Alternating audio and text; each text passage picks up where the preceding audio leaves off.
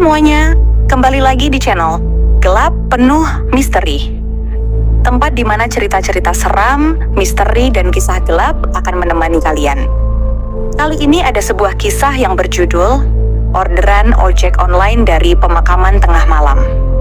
Sebelum kita masuk ke ceritanya, jangan lupa dukung channel ini dengan menekan tombol subscribe, serta aktifkan lonceng notifikasinya, agar kalian tidak ketinggalan cerita-cerita horor berikutnya. Lalu seperti apa untuk kisah horor kali ini? Langsung saja kita mulai ceritanya.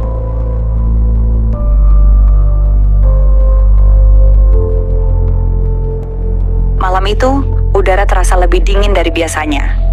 Jam di ponsel Arif menunjukkan pukul 00.05. Di pos ojek online yang sudah sepi, hanya tersisa Arif dan dua rekannya, Pak Rudi, seorang driver senior beruban dengan sorot mata yang selalu tenang, dan Rangga, driver muda yang energik tapi suka nekat. Kalau lewat jam 12, jangan ambil orderan dari arah makam, ucap Pak Rudi sambil menyeruput kopi panas. Suaranya pelan, seolah hanya ingin mengingatkan, bukan menakut-nakuti. Arif hanya tersenyum kecut. Ia tahu maksud perkataan itu. Dari dulu, para driver sering membicarakan kisah aneh yang muncul setiap kali ada orderan mendekati pemakaman. Namun kebutuhan hidup membuat Arif tak bisa memilih-milih order. Malam itu ia berniat bekerja lebih lama demi menutup target harian. Tak lama kemudian ponselnya bergetar. Sebuah order masuk. Pick up point, dekat pemakaman. Nama penumpang, Widya. Tujuan, perumahan arah selatan. Arif terdiam sesaat, jantungnya berdegup lebih cepat. Pak Rudi menatap ponsel Arif dan menggeleng pelan. Kau serius mau ambil itu? Sudah kubilang tadi jangan.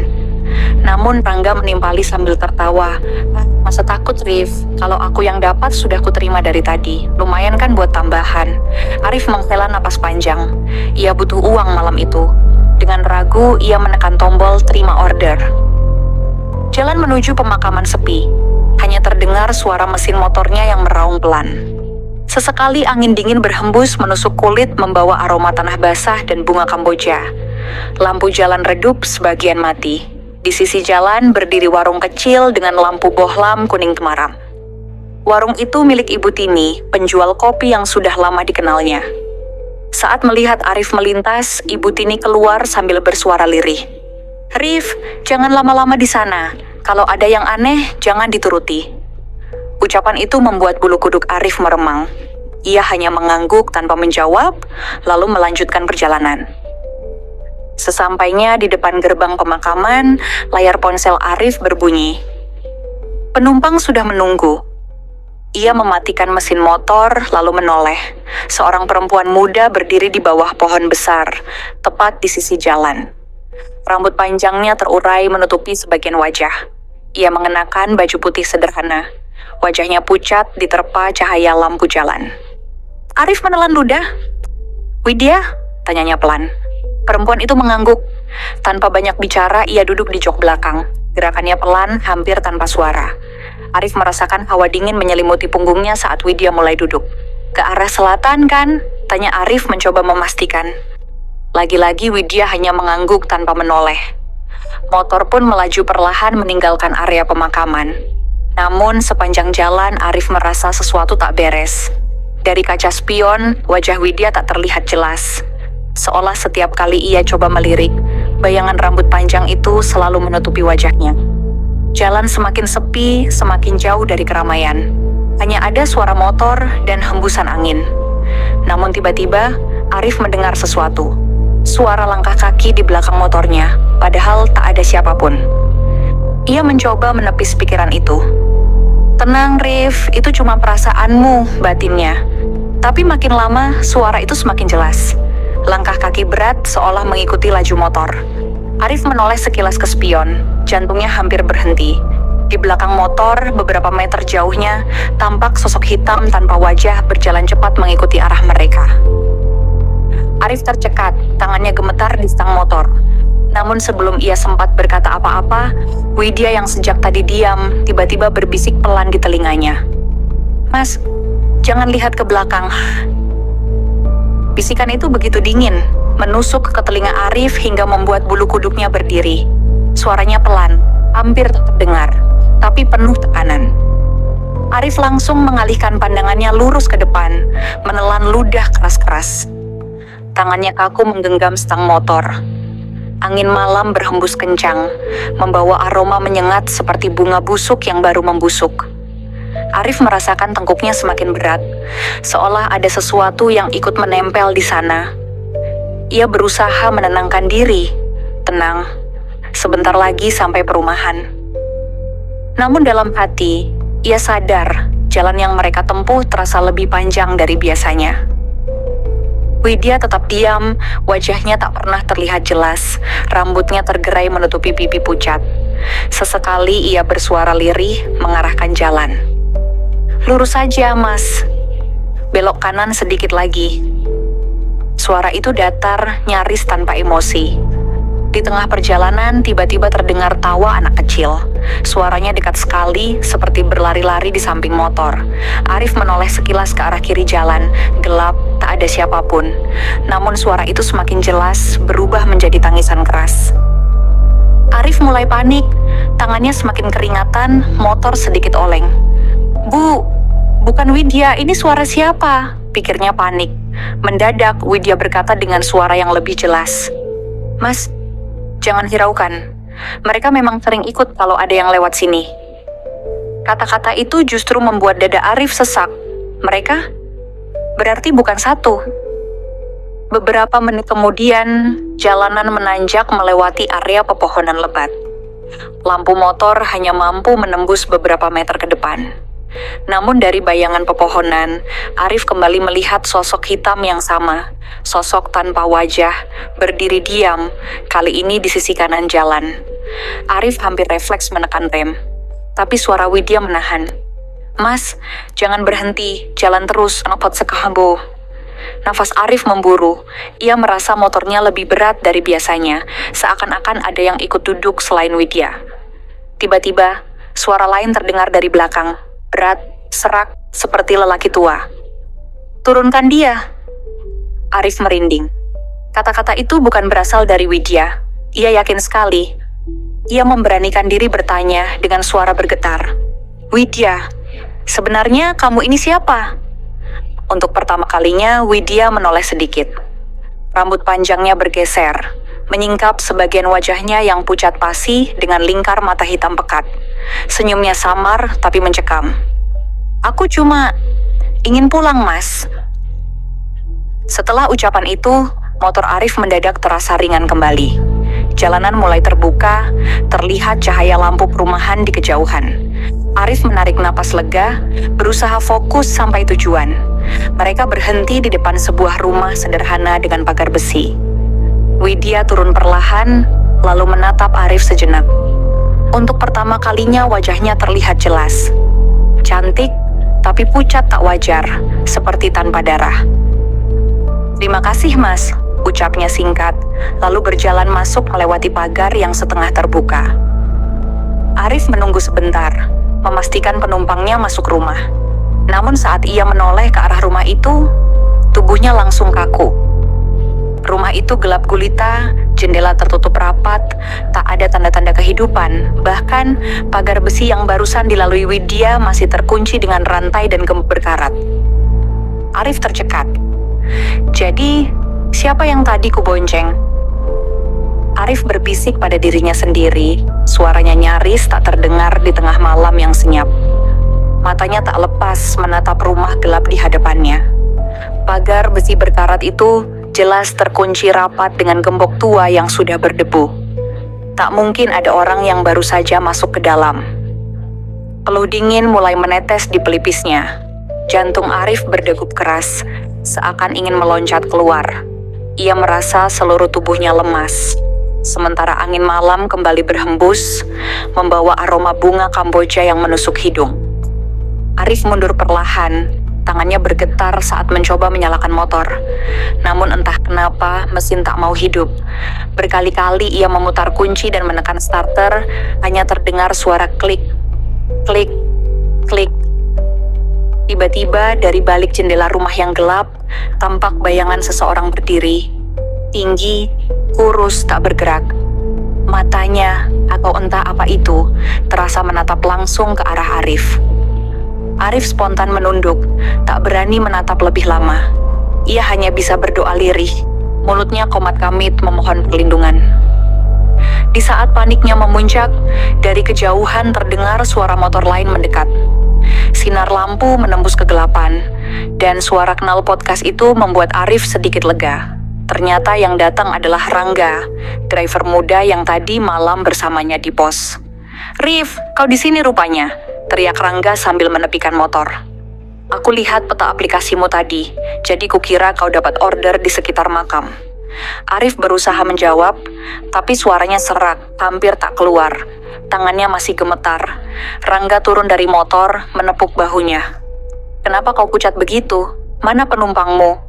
Arif menelan ludah, matanya melirik sekilas ke arah rumah gelap itu. Tapi, bayangan di jendela sudah hilang. Ia menarik napas dalam-dalam, lalu menjawab dengan suara bergetar. "Rang, tadi aku bonceng perempuan. Dia bilang namanya Widya.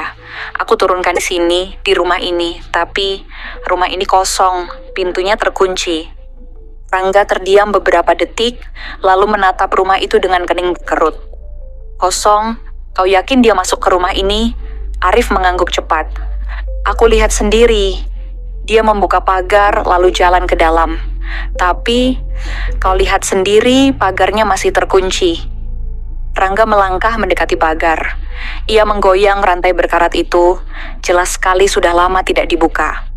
Gemboknya bahkan penuh debu dan karat. Mustahil baru saja dipakai. "Rif," suara Rangga menurun, lebih serius. "Rumah ini sudah lama tak ada penghuninya. Aku sering lewat sini. Katanya, pemilik rumah meninggal." Tragis. Tubuh Arif langsung kaku. Nafasnya terhenti sesaat, lalu dadanya sesak. Kata-kata Rangga bergema di kepalanya berulang kali. Meninggal. Raitus. Tiba-tiba, dari arah belakang mereka, terdengar suara berat, serak, mirip orang tua. "Turunkan dia." Suara itu sama persis seperti yang Arif dengar di perjalanan tadi. Mereka berdua spontan menoleh. Dan di ujung jalan yang gelap, tampak sosok hitam tanpa wajah berdiri kaku, tubuhnya lebih dekat dari sebelumnya. Arif refleks mundur, hampir jatuh tersungkur. Rangga yang biasanya berani, kali ini wajahnya pucat pasi. "Rif, ayo pergi dari sini sekarang juga." Rangga buru-buru menarik motor Arif, membantu menyalakan mesinnya dengan sepakan keras di pedal starter. Ajaibnya, mesin motor langsung meraung hidup. Tanpa pikir panjang, mereka berdua tancap gas, meninggalkan rumah gelap itu. Namun sepanjang perjalanan, Arif masih bisa merasakan sesuatu. Hawa dingin menusuk, seperti ada mata tak terlihat yang terus mengawasi mereka. Dan suara bisikan itu kembali terdengar, samar di telinganya. "Aku cuma ingin pulang, Mas." Bisikan itu terus terngiang di telinga Arif, meski motornya melaju kencang bersama Rangga meninggalkan rumah gelap tersebut. Nafasnya tersengal, tangan masih gemetar di stang, sementara bulu kuduknya tak kunjung turun. Rangga menoleh sekilas ke arah Arif, suaranya terdengar tegang. "Rif, kau dengar juga suara itu barusan? Atau cuma aku yang salah dengar?" Arif menatapnya dengan mata lebar, jelas ketakutan. "Kau juga dengar? Berarti bukan cuma aku." Motor terus melaju, namun hawa dingin semakin terasa. Seolah ada sesuatu yang ikut bersama mereka. Arif merasa jok motornya kembali berat, seperti ada penumpang tak kasat mata yang duduk di belakang. Ia tak berani menoleh, hanya fokus memacu gas. Beberapa menit kemudian, mereka berhenti di dekat sebuah warung kecil yang masih menyala lampunya. Warung kopi milik Ibu Tini. Lampu bohlam kuning di warung itu menjadi satu-satunya cahaya di tengah malam yang semakin pekat. Ibu Tini yang sedang merapikan gelas langsung menghentikan gerakannya saat melihat wajah pucat Arif dan Rangga. "Ya Allah, Rif, wajahmu kenapa pucat sekali? Ada apa?" tanyanya dengan suara cemas. Arif duduk lemas di bangku panjang, menunduk tanpa kata. Rangga yang akhirnya menjawab, "Bu, tadi Arif dapat order dari perempuan. Dia minta diantar ke rumah dekat makam. Tapi rumah itu kosong, Bu. Kosong." Wajah Ibu Tini mendadak berubah serius. Ia menatap Arif tajam, lalu berkata pelan, "Perempuan itu, apakah dia mengaku bernama Widya?" Arif mendongak kaget. "Ibu, kok bisa tahu?" Ibu Tini terdiam beberapa saat, lalu menarik napas panjang. "Karena dia sering muncul, Rif. Bukan hanya kau yang pernah menjemputnya. Beberapa sopir, bahkan tukang becak dulu pernah mengalami hal yang sama. Dia selalu menyebut dirinya Widya, dan selalu minta diantar pulang." Arif merasa darahnya berhenti mengalir, dadanya sesak. Ternyata kejadian ini bukan hanya dialaminya seorang diri. Hening sejenak, angin malam kembali berhembus, membuat lampu bohlam bergoyang pelan. Tiba-tiba, suara tawa anak kecil terdengar jelas di sekitar warung. Tihihihi. Suara itu membuat ketiga orang di warung spontan terdiam. Arif menoleh ke kanan, Rangga ke kiri, sementara Ibu Tini berdiri mematung sambil meremas tangannya. "Dia ikut," gumam Ibu Tini dengan suara bergetar. "Seharusnya kalian tidak menoleh ke rumah itu." Arif langsung berdiri, jantungnya semakin tak karuan. "Bu, siapa sebenarnya Widya itu?" Tanyanya penuh rasa takut bercampur penasaran. Ibu Tini menatapnya lama, lalu perlahan berkata, "Widya dulunya memang tinggal di rumah itu, tapi bertahun-tahun lalu dia ditemukan meninggal. Bukan wajar, sampai sekarang arwahnya belum tenang." Arif tertegun, kakinya lemas, seakan tanah di bawahnya hilang. Ucapan Ibu Tini menusuk dalam, menghubungkan setiap potongan kejadian yang baru saja dialaminya. Namun sebelum ia bisa mencerna semuanya, suara berat yang sama, suara lelaki tua yang serak, terdengar lagi di belakang warung. "Turunkan dia!" Ketiganya menoleh bersamaan. Di sisi jalan gelap, sosok hitam tanpa wajah itu kembali berdiri, lebih dekat dari sebelumnya. Arif, Rangga, dan Ibu Tini membeku di tempat. Tak ada yang berani bergerak. Sosok itu hanya berdiri diam, tubuhnya tinggi kurus, seolah menatap mereka meski wajahnya tak ada bentuk sama sekali. Hawa dingin mendadak menusuk, membuat napas terasa berat.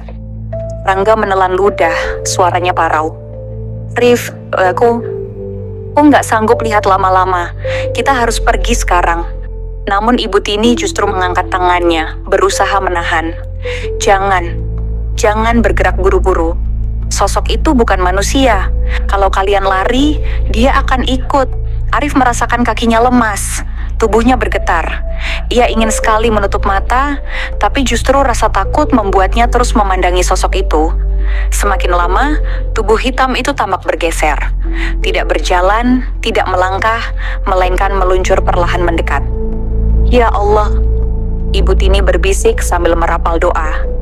Lampu bohlam di warung mendadak berkelip-kelip, lalu mati seketika. Warung tenggelam dalam kegelapan. Suara tawa anak kecil kembali terdengar, kali ini lebih banyak, seperti ada beberapa anak berlarian di sekitar mereka. Arif menutup telinganya, tapi suara itu tetap menembus masuk ke dalam kepalanya. Tiba-tiba, dari arah belakang, terdengar suara bisikan halus seorang perempuan. "Mas, jangan tinggalkan aku." Arif refleks menoleh, dan jantungnya hampir berhenti. Di bangku kosong sebelahnya, duduk Widya dengan wajah pucat, rambut terurai berantakan, mata hitam pekat menatapnya lurus. "Widya, kau?" Suara Arif tercekat. Widya hanya tersenyum tipis. "Aku cuma ingin pulang, Mas. Tapi selalu ada yang menghalangi." Rangga yang melihat itu spontan mundur beberapa langkah, wajahnya pucat pasi. "Rif, dia duduk di situ?" Arif tak mampu menjawab. Tangannya bergetar, keringat dingin bercucuran meski udara malam begitu dingin. Sosok hitam tanpa wajah kini sudah berada tepat di seberang jalan, hanya beberapa meter dari warung. Tubuhnya semakin tinggi, bayangannya menutupi tanah. Suara beratnya kembali terdengar, lebih jelas, lebih menekan. "Turunkan dia! Turunkan dia!" Widya menatap sosok itu dengan tatapan tajam. Wajahnya yang pucat berubah sendu, air mata tipis mengalir. "Dia tidak mau aku pulang, Mas. Setiap kali aku mencoba, dia selalu muncul." Arif merasa kepalanya berputar, sulit bernapas. Antara iba dan ketakutan, ia hanya bisa berbisik, "Widya, sebenarnya apa yang terjadi padamu?" Namun sebelum Widya sempat menjawab, suara dentuman keras terdengar dari arah pemakaman, seperti tanah yang digali paksa. Suara itu bergema hingga membuat tanah bergetar halus. Ibu Tini berteriak panik, "Cukup, jangan teruskan di sini. Kalau tidak, kalian bisa ikut terbawa." Arif dan Rangga spontan berdiri, berlari menuju motor. Namun sebelum mereka sempat menyalakan mesin, sosok hitam tanpa wajah itu tiba-tiba menghilang. Hening, hanya tersisa hawa dingin menusuk yang membuat dada sesak. Arif menoleh ke bangku warung, kosong. Widya lenyap begitu saja. Namun di papan kayu tempat ia duduk tadi, kini tertinggal bekas basah berbentuk telapak tangan, hitam pekat seperti jelaga. Arif menatapnya dengan mata lebar, tubuhnya gemetar hebat. Dan di telinganya, bisikan itu kembali terdengar. Kali ini lebih dekat, seolah persis di belakang lehernya. "Aku belum pulang, Mas." Bisikan itu begitu dekat membuat bulu kuduk Arif berdiri hingga ke ubun-ubun. Ia refleks menoleh ke belakang, tapi tak ada siapapun di sana. Hanya gelap, hanya sunyi. Namun hawa dingin yang menusuk lehernya seolah ada sesuatu yang berdiri tepat di belakangnya, tak terlihat oleh mata. Rangga langsung menarik lengan Arif dengan panik. "Rif, jangan lama-lama di sini. Kita harus pergi sekarang." Arif masih terpaku pada bangku kosong dengan bekas telapak tangan hitam pekat itu. Bekas itu jelas nyata, seolah seseorang benar-benar duduk di sana beberapa saat lalu. Ibu Tini yang berdiri tak jauh dari mereka menutup mulutnya dengan tangan, wajahnya pucat. "Astagfirullah, dia semakin kuat malam ini. Kalau kalian terus dekat-dekat, kalian bisa ikut di bawahnya." Tanpa pikir panjang, Arif menyalakan motor. Kali ini mesin langsung meraung, seolah ikut panik. Rangga segera naik ke motornya sendiri. Mereka berdua melesat meninggalkan warung Ibu Tini, meninggalkan cahaya temaram yang kini terasa tak lagi memberi perlindungan. Namun sepanjang perjalanan, Arif tidak bisa mengusir suara itu dari kepalanya. Suara lirih perempuan berulang kali bergema. "Aku belum pulang." Semakin jauh ia berkendara, semakin jelas suara itu. Kadang terdengar di telinga kanan, kadang di telinga kiri, seolah Widya ikut bersamanya meski tak terlihat. Akhirnya, mereka berhenti di pos ojek tempat biasanya para driver berkumpul. Malam itu hanya ada Pak Rudi, driver senior beruban yang sedang duduk santai sambil merokok.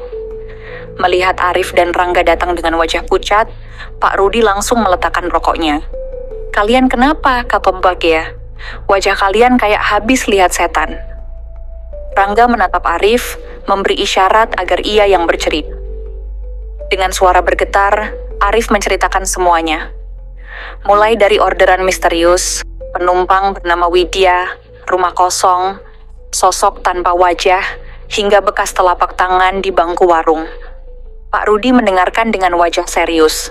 Setelah Arif selesai, ia menghela napas berat. "Jadi, kalian sudah bertemu dia?" Arif mengernyit. "Maksud Pak Rudi, Widya?" Pak Rudi menatap lurus, matanya dalam. "Iya, dia sering menampakkan diri pada sopir yang nekat ambil order dari sekitar makam. Sudah banyak yang mengalaminya, tapi tidak semua selamat." Rangga bergidik ngeri. "Selamat? Maksud Pak Rudi apa?" Pak Rudi menghela napas panjang lagi, lalu bersuara lirih. "Widya bukan sekadar arwah gentayangan. Dia terikat. Ada sesuatu atau seseorang yang menahannya untuk pulang. Itu sosok tanpa wajah yang kalian lihat." Arif merasakan dadanya semakin sesak. Ingatan tentang suara berat yang terus berkata, "Turunkan dia," kembali terngiang. Ia meremas stang motornya kuat-kuat, berusaha menahan gemetar. "Kalau begitu, apa yang harus kulakukan, Pak?" Dia terus mengikuti. Bahkan setelah aku turunkan di rumahnya, dia tetap muncul. Dia bilang, dia belum pulang. Pak Rudi menatap Arif lama, kemudian berkata pelan, "Kalau kau ingin lepas darinya, kau harus mencari tahu di mana sebenarnya tempat pulangnya." Arif menelan ludah, kepalanya berputar. "Tempat pulangnya, maksudnya kuburan?" Pak Rudi mengangguk pelan. "Dan kalau kau berani, Rif, hanya engkau yang bisa mengantarnya sampai benar-benar kembali. Kata-kata itu membuat suasana semakin berat. Angin malam bertiup, membuat dedaunan di sekitar pos bergemerisik. Dan di tengah hening itu, Arif kembali mendengar suara lirih perempuan. Lebih jelas dari sebelumnya, persis di samping telinganya. "Antar aku pulang, Mas."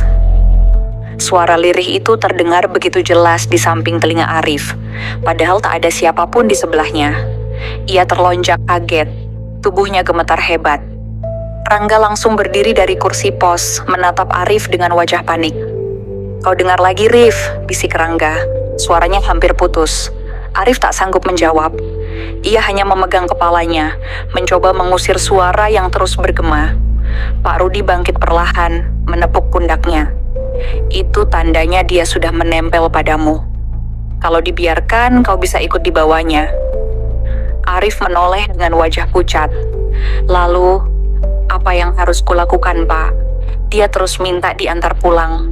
"Tapi kemana? Rumahnya kosong. Kuburannya entah di mana." Pak Rudi terdiam lama, menatap ke arah gelap di luar pos. Akhirnya ia berkata pelan, "Ada seorang ustadz di ujung jalan selatan. Hanya dia yang mungkin bisa membantumu menemukan tempat Widya seharusnya kembali. Kalau kau berani, malam ini juga kau harus pergi." Tanpa pikir panjang, Arif mengangguk. Ia tahu, semakin lama ia menunda, semakin kuat ikatan itu akan menjeratnya.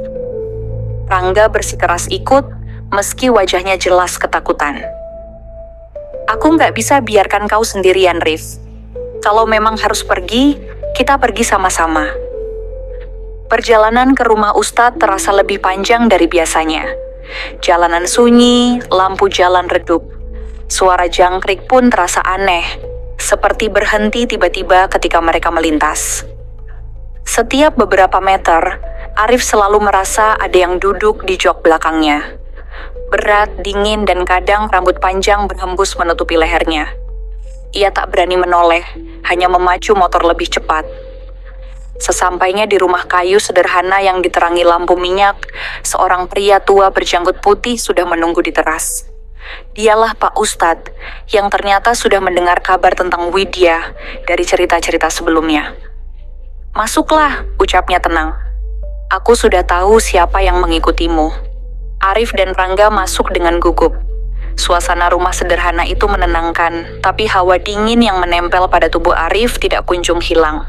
Pak Ustadz menatapnya lekat lalu berkata pelan, "Kau harus kuat. Karena malam ini, dia akan menunjukkan di mana sebenarnya rumahnya." Arif menelan ludah. "Rumahnya? Maksud Pak Ustadz, kuburan?" Pak Ustadz mengangguk. "Dia tidak akan tenang sampai kau antarkan. Tapi ingat, ada sesuatu yang selalu menghalangi. Sosok hitam tanpa wajah itu bukan sembarang makhluk. Ia bukan hanya penunggu, tapi penjaga yang ingin Widya tetap terikat di dunia ini." Rangga langsung pucat pasi. "Pak, kalau begitu apa tidak berbahaya bagi Arif?" Pak Ustadz menghela napas panjang. "Bahaya, tentu saja. Tapi kalau tidak diselesaikan, nyawanya bisa jadi taruhannya." Pak Ustadz kemudian membakar kemenyan, membaca doa-doa panjang dengan suara berat. Asap tipis memenuhi ruangan, membuat Arif semakin pusing. Di tengah asap itu, bayangan samar muncul. Sosok perempuan berambut panjang, menangis terseduh. Arif langsung mengenalinya. "Widya." Sosok itu menatapnya dengan mata basah, lalu berbisik lirih. "Mas, kuburku dekat pohon besar, di sisi barat makam." Suara itu tiba-tiba terputus, berganti dengan dentuman keras dari luar rumah.